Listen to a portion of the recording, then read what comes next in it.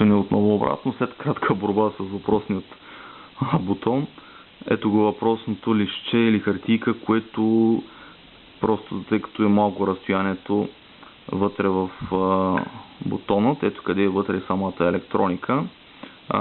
Тази хартийка просто пречи за плавното движение на самия бутон нагоре-надолу, съответно и завъртането му наляво и надясно, което имайте предвид, ще ви затрудни при първоначалното му отваряне. Съответно, махаме хартийката. Това е стандартната батерия, която ще намерите и в Door и Windows сензора на Fibaro. Тук няма нищо интересно, една пружинка, просто със съответните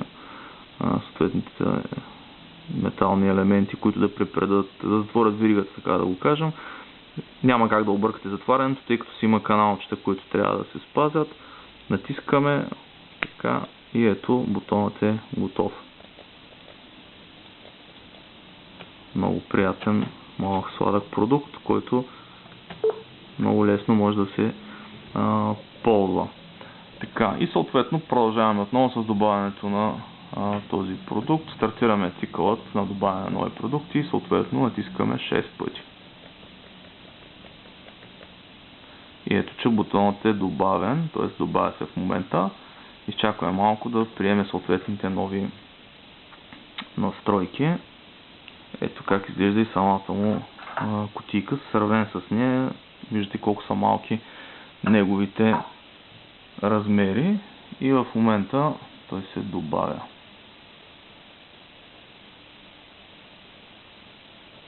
Готово. Много бързо става, естествено.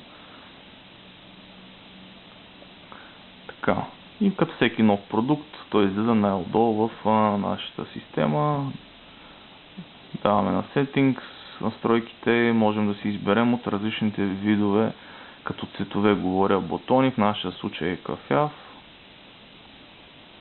Ето го, уникално, даваме в коя стая съответно той ще бъде инсталиран, в нашия случай ще бъде в Master Bedroom и съответно, тъй като на периферията около спалнята, да речем, може да имате два бутона за всеки един от членовете на семейството, който ще спи там. Този, да речем, ще бъде десен или можем да го кръстим right button. Така, и съответно настройката Scene Controller, така си остава, тъй като ще активираме сцени с него. Даваме на Save бутона, който се намира в дясно. Така, на Advanced Settings виждате, че Wake Up Time си е по дефолт 0, т.е. пак казваме, той не прави връзка с контролера по никакъв повод, освен ако не го натиснете съответният брой пъти.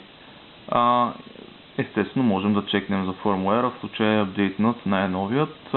Тези настройки не се налага да ги променяте по какъвто и да е начин, тъй като реално, да се върнем на General, ще видите ето как излизат съответните сценарии, които може още тук да си добавите, т.е. не е необходимо да отивате на Scenes и оттам да добавяте нови сцени. Те ви излизат точно тук в менюто General още. И съответно, когато кликнете, да речем ето ги с едно натискане, 2, 3, 4, 5 и с задържане, вижте как уникално излиза в системата. Съответно, още тук може да добавяте, ето, натискате веднъж и ви излиза точно абсолютно същото меню, което ще ви излезе и от менюто Scenes, където вече, да речем, с този бутон в въпросната спалня искаме съответно да управляваме осветлението. Ето го Ceiling Lights, кликаме два пъти и то си поява тук горе, при което даваме на Next. И ето какво всъщност ни излиза. Можем да включим осветлението, да го изключим, да го включим след определено време в минути, да го изключим след определено време в минути, да му сменим статута, ако е бил включен, да се изключи и обратното, или съответно ако се димира този кръг, колко процента искаме той да се включи, на колко процента да бъде димиран и да речем в нашия случай с едно натискаме искаме точно това, да управляваме лампата над спалнята, съответно с едно натискане ще се включва и с едно натискане ще се изключва. Така, даваме настройката, съответно отново бутона Save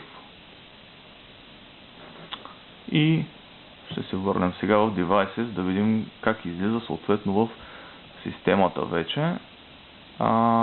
Така, отиваме в Master Bedroom, съответно го виждаме. Ето го новият бутон, който изисква обаче да се събуди, за да може да приеме новите настройки. Отново 6 пъти, за да може да се свърже с контролера, с идеята, нали, може и с един път да ви кажа, тъй като с едно натискане, ето, и той даже отчете едно натискане, той отново извършва трансфер на данни и в момента съответният осветителен кръг, нека погледнем, ето го, осветителният кръг е включен. С едно натискане ще го изключим.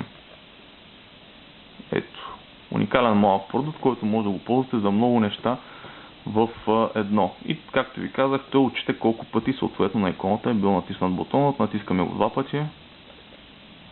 Виждаме 2 пъти. Натискаме го 3 пъти. Виждаме 3. Задържаме. Ето иконата, която се появи. Един уникален малък продукт, който съответно изключително много ще ви улесни живота. Ако имате въпроси, не се притеснявате да се обърнете към нас. Ще ви помогнем с каквото можем. До нови срещи!